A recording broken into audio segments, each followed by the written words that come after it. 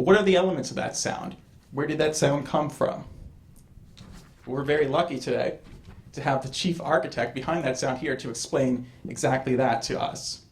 As a keyboardist, songwriter, arranger, producer, musical director, vocalist, occasional bassist, guitarist, percussionist, and overall sonic architect behind the legendary Isley Brothers sound, Chris Jasper is going to take us on a tour through his influences and his unique approach to songwriting and arrangement that made the Isley Brothers music stand out.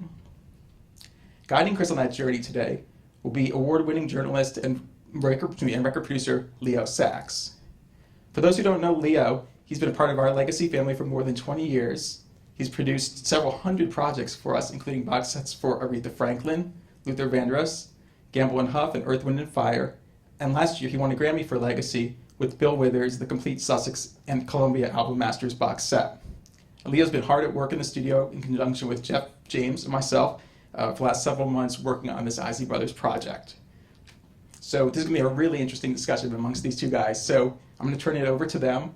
Just before I sign off, just want to say thank you for everybody who helped with this event. It's a very much team effort. So I want to thank John and Jeff, Tim, Jason, Rico, David Soto, Mark, Tara, Adam for allowing us to do this. And of course, Chris Jasper for taking the time out of his day to come in here and really educate us. And this is going to be really cool.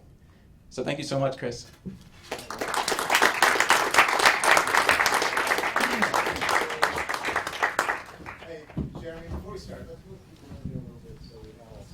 There's more seats, you guys. Over here, over here. Come on in and be a warm family. This is a bench. Hey, Mike, get my clothes in the briefcase and put it over there. There's a line like this right there.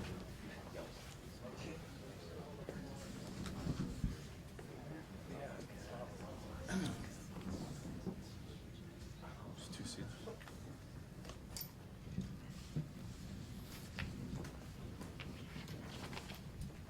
Okay.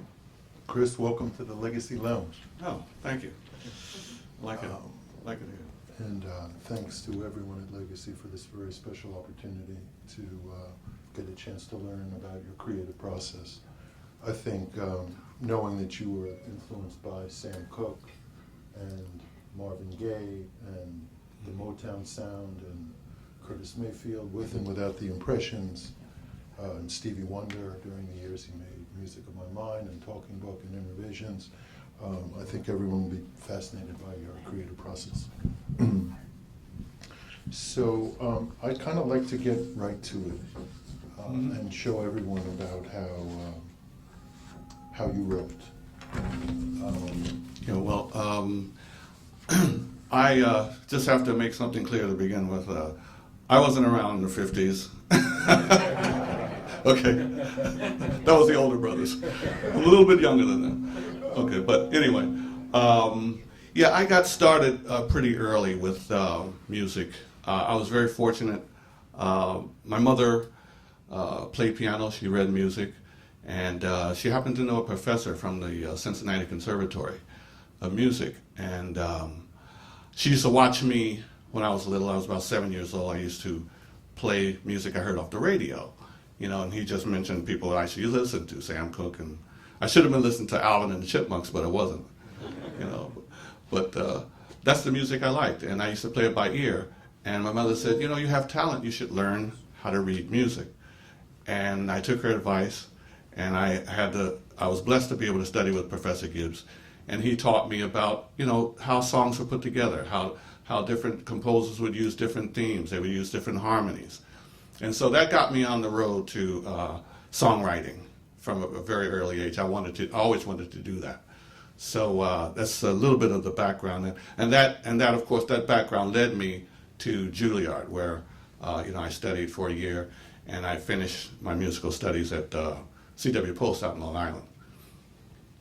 Professor Gibbs told you that houses are built from foundations. Yes, yeah, and usually the foundation of every piece is the harmonies. You know, the different, you know, voices that are used, and that's how I kind of, you know, built my song structure, what I call my my chord structures from those things that I learned in classical music. So by the time you started playing with the older brothers and around 1970, 71, they were moving away from outside arrangers and horns, and this was an opportunity for you to introduce your own compositional vision. And one particular song called Love Put Me on the Corner is a great way to introduce how you wrote for the brothers. Yeah. Well, this song, it was written from observation. When I was at Juilliard, I would walk down Broadway to our offices on 51st Street. And sometimes I used to see people just loitering around. They didn't have any purpose. They didn't know what they were, really what they were doing. And I used to wonder, well, why are they out here? Why are they standing around in the street? And I started to say, well, maybe it's a love situation that put them out there. Maybe it was a divorce, I don't know. But that's what made me think of the song Love Put Me on the Corner. And the intro to this song, is really based in classical music. A lot of the harmonies have its roots in classical and, a little bit of jazz too, but I'll just play a little bit of it.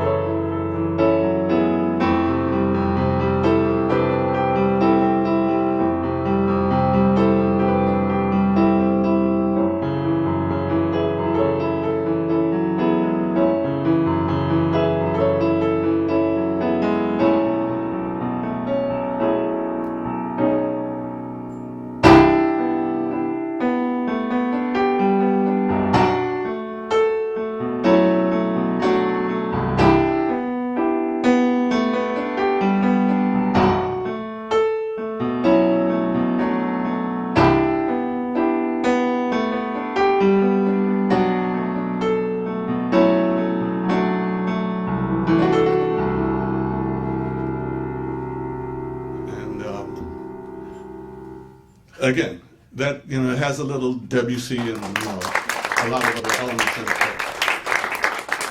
Chris, it's literally mind-blowing to think that this is how you presented the song to the older brothers. Yeah. This harkens back to like Tin Pan Alley when composers were presenting songs to popular artists. Well, this is how we used to do things before. During that time, when you had a song, you would present it in that way. You didn't necessarily go and put it on, a CD or whatever. Or you would just play it and, sing the lyrics to it. And basically, everybody recorded in the studio together, too, when we recorded the song. So the recording technique was a little different back then. So that people follow your own artistic evolution. Why that's significant is because it was sort of a departure from the way you learned to write, listening to hit after hit that Motown would produce, right, where it was make your point, make it quickly, make sure the intro, the verse, the chorus is readily identifiable. Mm-hmm. So this is more of a departure. It's more kind of cinematic and expansive. Right. During that time, this was about 72, I think it was. People were putting long intros on songs too. I remember Isaac Hayes had an album called Hot Buttered Soul, and he had 4 songs on the album. That was it. And the intros were like 5 minutes, 6 minutes, So there was a kind of trend going on with that too. So that's the reason why, I had the long intros, because people seemed to be interested in them at the time. But tell us about some of those lessons you learned with your keen ear tuned to the radio, listening to Motown. Didn't matter who the artist was. Oh, yeah. The formula, the structure was the same. Yeah, Motown had a thing where all of their musicians every musician played on every song. They had a consistency there. And it didn't matter what the artist was, who the artist was, you could recognize it was a Motown song as soon as it came on. And I always liked that, because that showed, that if you're going to be identified, most likely people are going to pay attention to what you're doing. If you have no identity, sometimes they won't pay attention to you.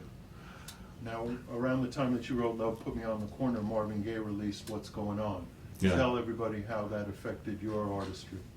Yeah, Marvin Gaye, I was a Marvin Gaye fan, you know, like from a little kid. I mean, I used to sing his songs. I was kind of shy, you know, when I was little.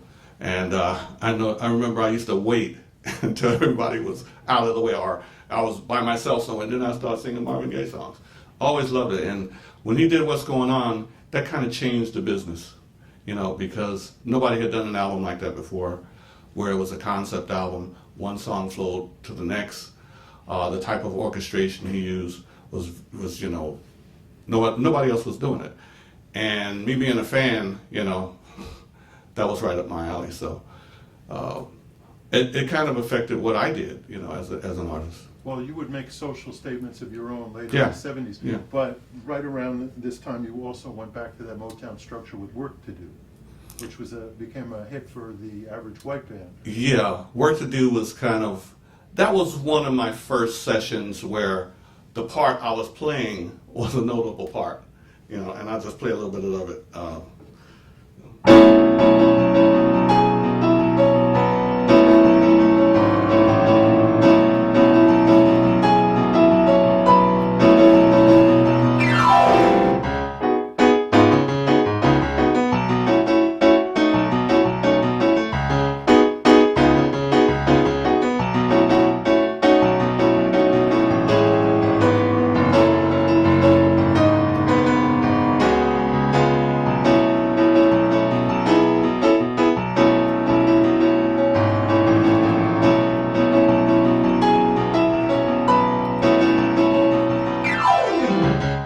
You know, it was,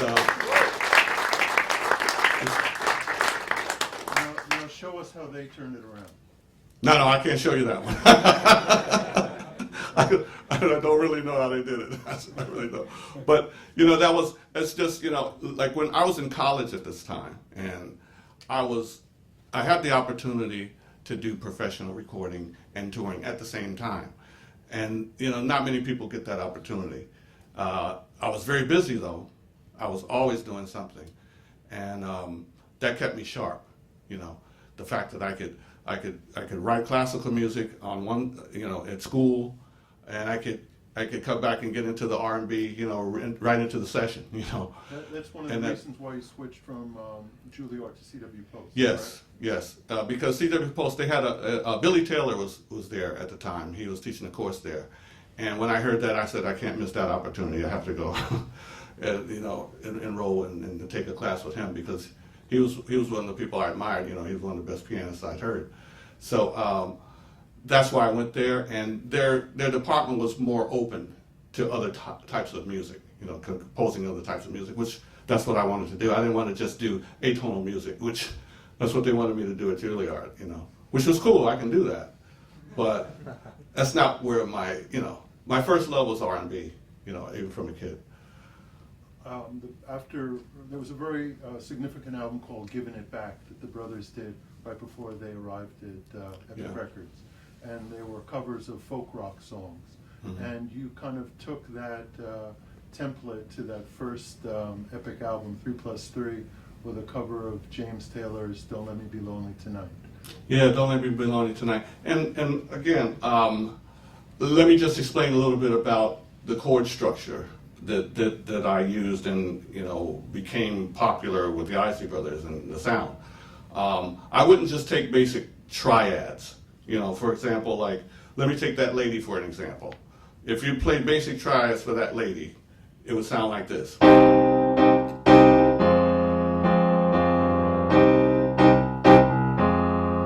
That's not That Lady. See? I added, you know, ninths and sevenths to the chords to make it sound different. It's like this.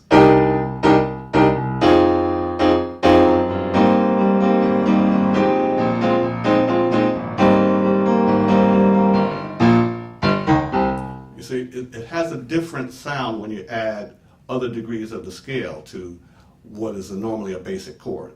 So, Don't Let Me Be Lonely Tonight.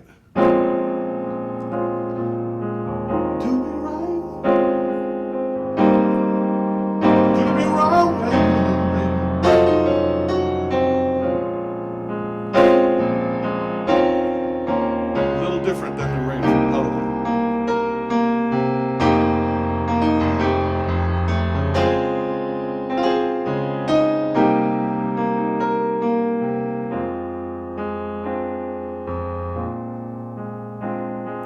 I don't wanna be lonely tonight.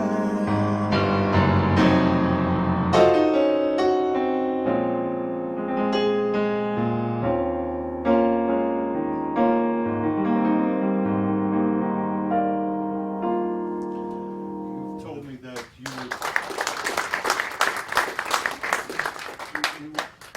in conceiving these arrangements, you had the vocals, Ronnie's voice in your head, and you could kind of whisper guide vocals to him. How was that? Sometimes he would have an idea of, how he wanted to sing it. And like for example, Hello, It's Me. He wanted to do that song. He liked that song. And, the first one went,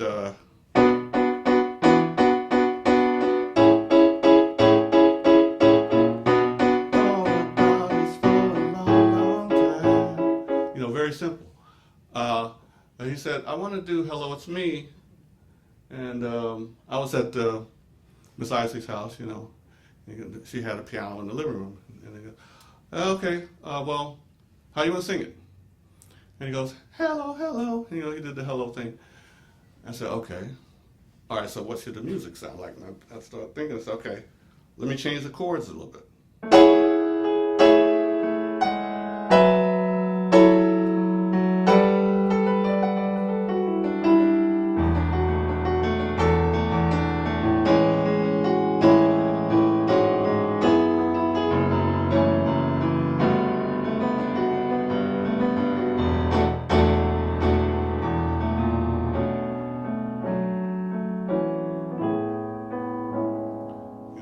Whole different feel.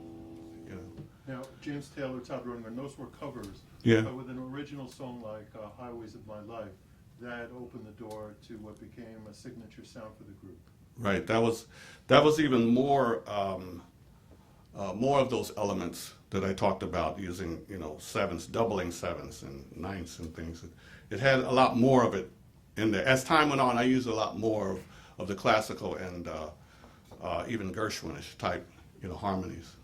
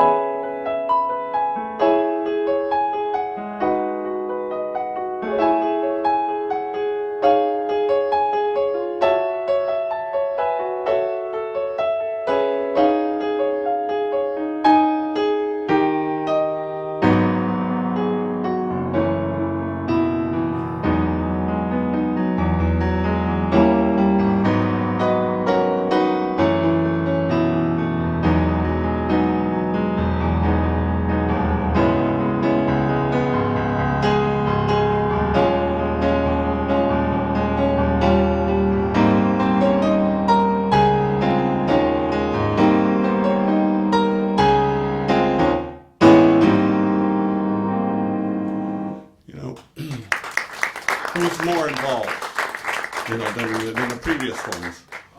Let's just talk about your process as a lyricist. It's an intriguing concept, Highways of My Life, making decisions and whether they're the right ones. Yeah, I wrote from an observational standpoint back then. I would observe people, I would observe, what I see in movies, what I, just see in everyday life. And sometimes, people would, their relationships wouldn't work out, and they would always be wondering, well, should I go back?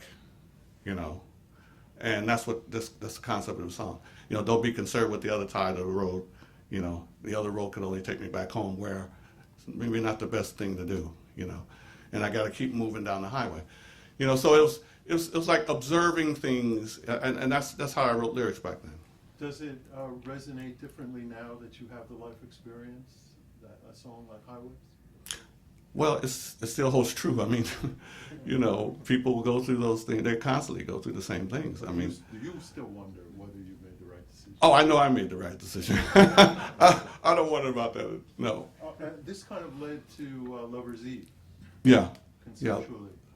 Yeah, Lover's Eve was also, you know, based on the same kind of principles. You know, the sort of classical intro, and then using a lot of lush harmonies in the song. You know.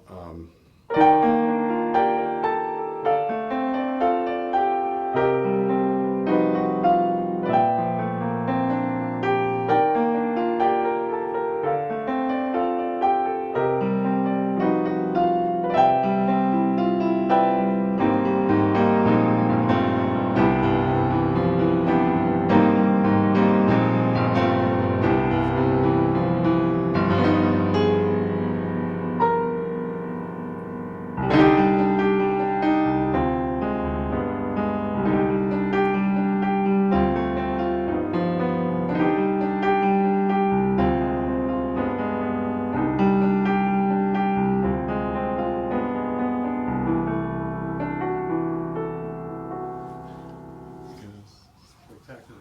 Tell me about Stevie and his writing in this period now. Stevie Very Wonder? Very comparable. Oh, yes. He's one of the best. I mean, the things he was doing with Music Up My Mind, you know, that's one thing that kind of led me to record, and the group to record out in California, that Live It Up album, because he was using a new synthesizer that Malcolm Cecil, he was an engineer and producer. He had built a synthesizer out there, and Stevie used it on Music Up My Mind, and I certainly wanted to use it.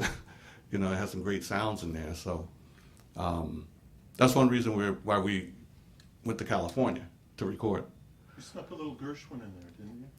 Yeah, that's always in there. in some of the chords, yes, it's in there. It's one of your most melancholic songs, and also your most beautiful. Yeah. You told me that during this period you were writing beyond your age. You called yourself a script writer, Yeah. as opposed to writing from life experience. That's right, because a lot of things I hadn't experienced, but I always observed other people, and that was, I guess I've always done that, you know, from when I was small. Observe what other people were doing, what they were going through. But that was also your approach as a composer to reach a universal audience, wasn't it? Yeah, and I wanted it to be something that not only is it a good observation, but an observation that you know, a lot of people can relate to. That was the thing. An observation can be anything, actually, but if no one can relate to it, you know, it won't be effective. So. You use very different chords on Sensuality from Fight the Power, though. That's right, yeah. Sensuality, I kind of changed the approach, too, because I used 4 chords with Sensuality that I hadn't used before in an intro, something like this.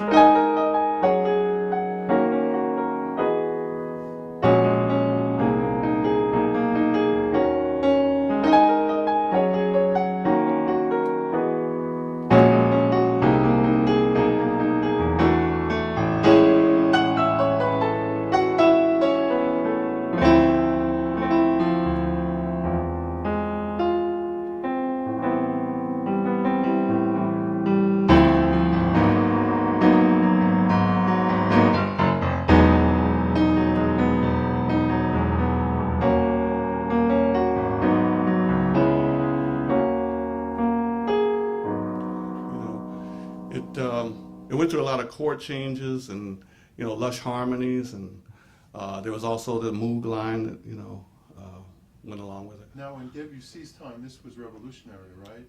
Oh yeah, they were. It was considered pretty dissonant, you know, in those days, you know, because people were used to the classical sound, and when they started to do those, you know, the ninths, the sevenths. You know, people were like, I don't know if I can go with that. But see, now we're used to it, you know, in the modern age. So it works very well with R&B. What I love about that performance is the element of surprise. I think you call it deceptive cadence. Yes, a deceptive cadence, where it seems the gravity of a chord is pulling you one way, and you go to another chord altogether. And this was also a time when FM radio could accommodate this sort of free-form experimentation. Yeah, FM was playing a lot of different types of music, and people, there was so many different types of music just within R&B, and that's what was great about FM back then. You had bands, you had single artists, you had Motown, you had Philly International, you had Stax, you had James Brown, you had the Isley Brothers, you had the Commodores, you had Earth, Wind and Fire. It was just so much going on within R&B, and it was just wide open as far as what they would play, as long as it was good. So this brings us to the Harvest for the World album and a song called Let Me Down Easy, which people today, when we hear it, it's going to wonder why you didn't have a full orchestra. Yeah, I always wanted to orchestrate it, but again, you can't, record an R&B record that way, So, we did it. I did it with electric piano, but I didn't conceive it that way originally. But I just try to play a little bit of what I would think it would go like.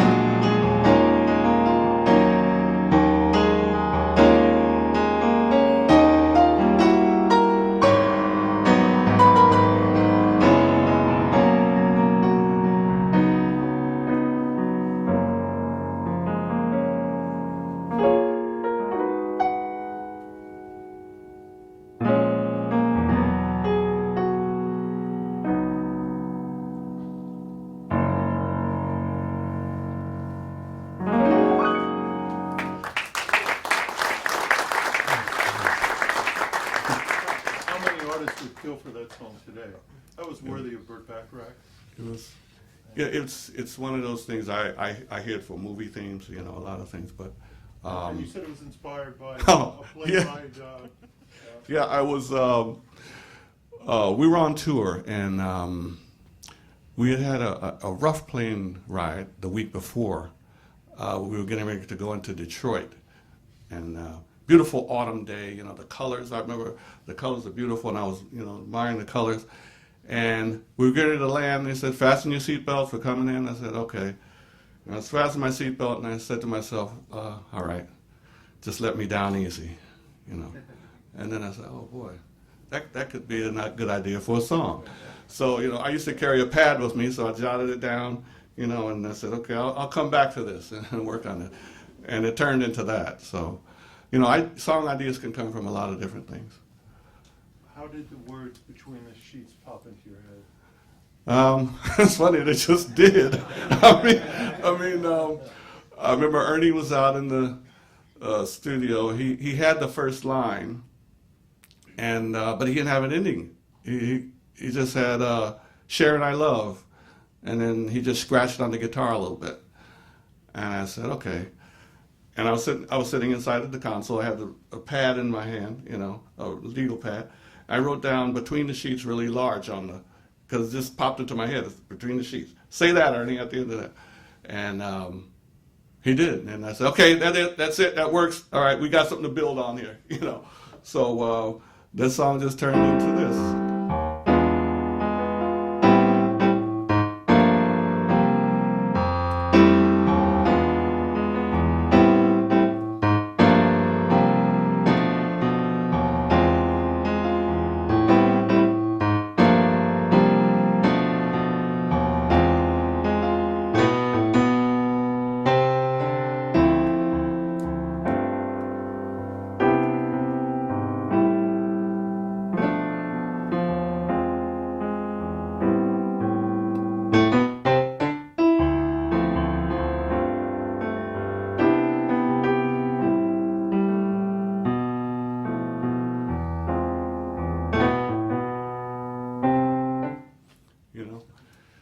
It just, it really worked out well for us. I mean, that was a big album for us.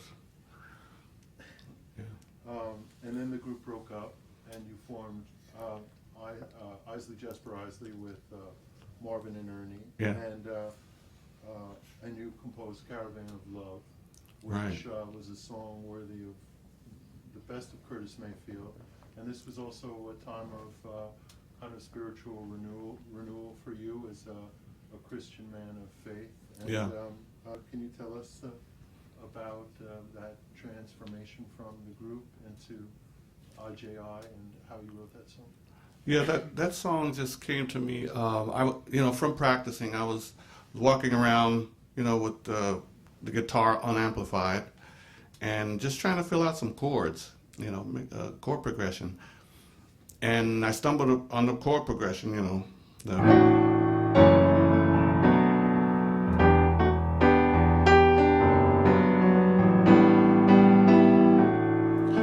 I said, okay, that sounds like it could be something, So I started to work with it, putting a melody in there. But also lyrically, that was a time when I started to, read the scriptures and understand them, and it was kind of it was a call to peace, for people to come together, which is in the scriptures, the part where the lion will lay down with the lamb and a child will lead them. It's kind of based on that, the Caravan of Love. So that was a really big song for us, for Isley-Jasper-Isley, and it also ended up being a worldwide hit when the House Martins did a cover. It was #1 in Europe too. So, and people all over the world are singing that song in bars. It's funny if you Google Caravan of Love, you'll see some really funny things going on. But they're singing that song, which is like.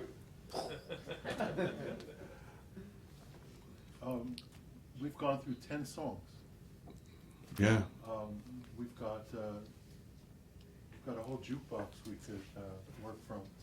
But I want to congratulate you on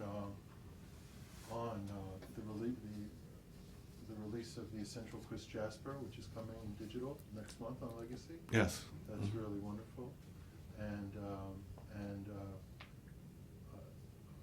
from my point of view, you kind of won 2 Grammys with Kendrick Lamar, because without your arrangement of That Lady, his song wouldn't exist, really. And I'm happy that people are sampling the material, by the way. That's very nice. Yeah. How does it feel to have your work covered and sampled? Is it? I can't even find the words to the question. It's so humbling and overwhelming, and it must be so complicated all at the same time. I find it as a compliment when somebody can go through the thousands of songs that are out there, and then decide to use something that I've worked on. I take it as a big compliment, because they could have chosen any song, really, But the fact that they chose to use something I did, I take it as a great compliment, and it's. On this box set, you said something very memorable to Adam Block. You said, "This is personal for me." Can you tell everybody what you meant by that? I mean, it's not only music, sometimes, I've heard people say, "Hey, did you guys just go into the studio and just, come up with stuff?" No, it didn't happen that way. Especially when I wrote a song, it was a great deal of thought that went with it, and it's part of my energy, and that's why I wanted to come down and, kind of share what I could with everyone, because it's part of me. It's part of what I, did, as a young guy. I was right in college, when I was writing a lot of those songs, and it's important. It's important that people know that it wasn't just, off the top of your head kind of stuff, that it did take some thought, and, that's, as best as I could, I tried to show you, where the sound is, the backdrop, the stage that was set, and that's very important for any piece of music. think this box will make a compelling case that the Isleys invented a brand of pop and soul that was singular and unique. And you have our gratitude for your contribution to humankind. I love what you said when you accepted the Lifetime Achievement at the Grammys. You thanked the media. That's right. And That's right. And I think everyone in this room, I know I do, feels privileged that we have the opportunity to not only preserve your legacy, but also introduce it to a new generation. And I'm grateful that you respect the efforts of the people who will communicate that to the world. Yeah, I meant to specifically mention, Sony and, other record companies that had put out the product, but, I was afraid the music would get me, But, yeah, I did mention the media too, because, without that, people won't hear it. If nobody's really trying to, effectively market it and promote it, that's a very important part of it too. And so, yeah, I always mention those things. And I mention the fans too, the people who bought the music, the people who listened to it, Now I have people from all over, that contact me on Facebook and they tell me how much how much the songs meant to them. You know what I mean? And that wasn't possible when I was writing the stuff, The technology wasn't available. The only thing I knew was, well, we sold this much in, the Midwest and we did this in the South, we did this out. We didn't know any specifics. And now I'm starting to learn it, how much it really meant to a lot of people. And that's really fulfilling to hear as a songwriter that people, feel that way about your music. I think Legacy is very fortunate to have you as the creative consultant for this box set. Everyone in this room will learn how generous you are of your time and how willing you are to engage radio, press, social media. We're truly blessed, and I just have to say I'm overwhelmed to hear these songs stripped down, naked. It's a powerful emotional experience. So thank you for sharing a slice of your soul. I know we're all very grateful. Thank you. Thank you.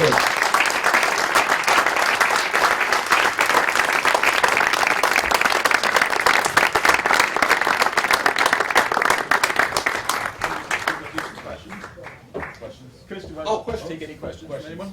I have a question. Yes. What's been your favorite sort of reuse or sample or cover of one of your songs? Oh, well, one favorite cover, I have to say, was Whitney Houston's For the Love of You. I thought that was very well done. And, vocalists like her, can't go wrong. I think the sample, I kind of like the Big Papa's, I like that one, I think that's my favorite one. The message was consistent, right, between your songs? Yeah, some things I wouldn't say, now. Lyrically, I wouldn't go there, but, I like the groove, since I was playing most of the instruments anyway. So, yeah, I like that one. Yeah. In the early days, in the 70s, when you were on the road, could you not wait to get back in the studio? Or when you were in the studio, could you not wait to get back on the road?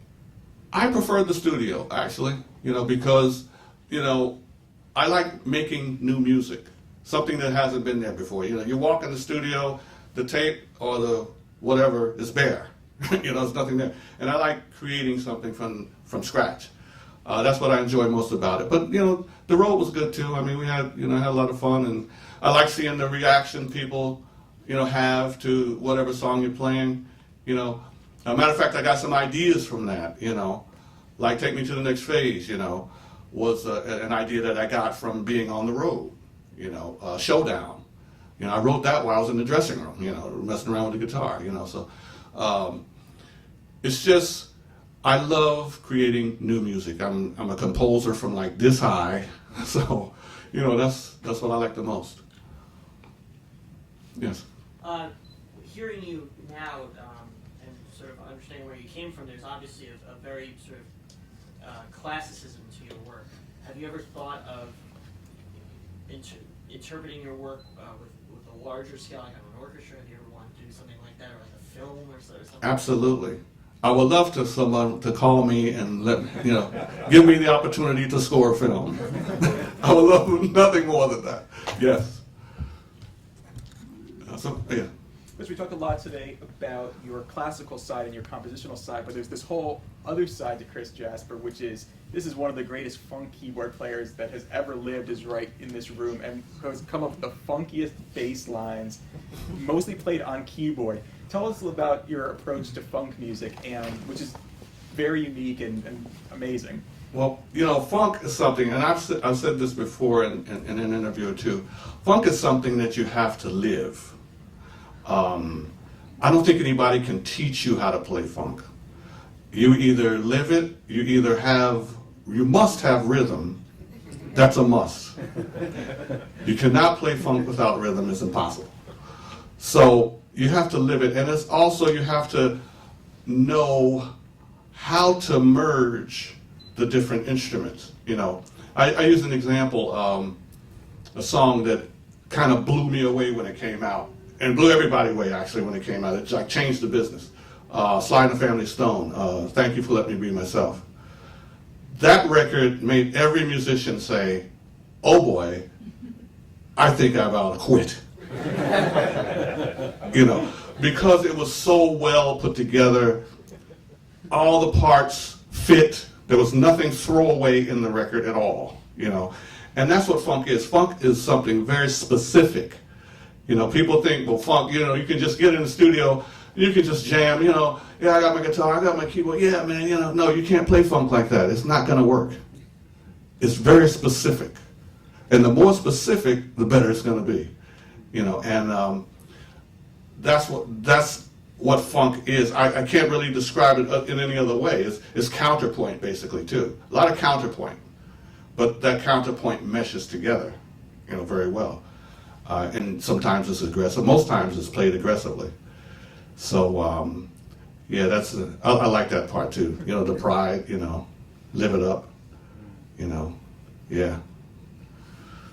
You told me to stick to the script.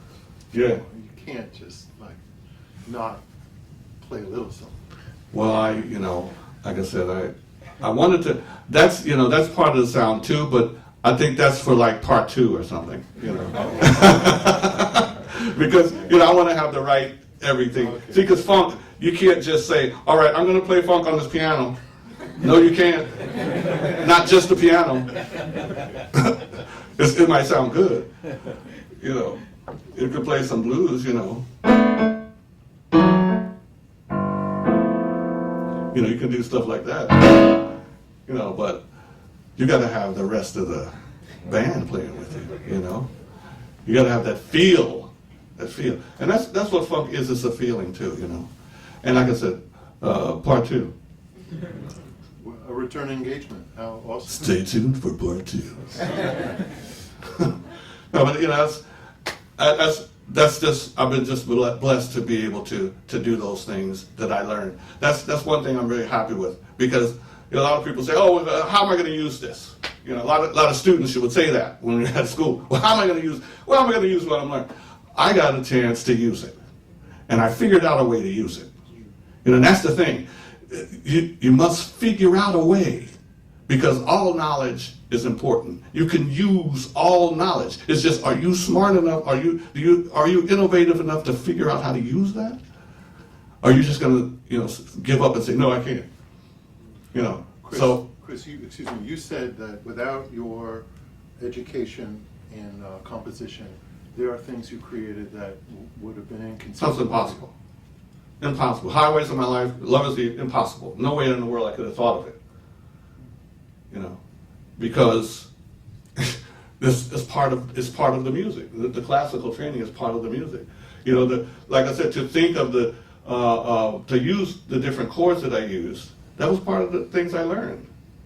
I just didn't come up with that one day. Say, okay, yeah, I'm going to play. Yeah, I'm going to use the chord like this. No, that doesn't come from just nowhere. It comes from education. You know, and that's why, you know, I wrote a song called Superbad, you know, Distressed Education. Because all of my life I've been blessed to have good educators, whether they be piano teachers, whether they be teachers in school. You know, I was blessed with that, man. And that's why I can do what I can do. I can go in the studio by myself and record an album, which I've done, which people can take if they want to when they leave. I have a new album out. But, you know, that's just me. There's nobody else in there. Ernie, Ronald, nobody else was in there. And I can only do it because of my education. That's it. And experience too, you know, that comes into play too. You have to be experienced in, you know, recording a song, you know, how it's done, you know, the approach you use, you know, what to do first, second, third, that kind of thing. But, you know, that comes with experience. You've also been blessed with a wonderful partner in Margie Jasper. Absolutely. My wife, Margie, she does everything. The record label, she's a lawyer, everything, you know. My son Michael here, he's a new artist, you know, on the label. He's got something coming out, so yeah, we're always busy. We're always trying to, you know, create new things. And again, thank you for having me here today.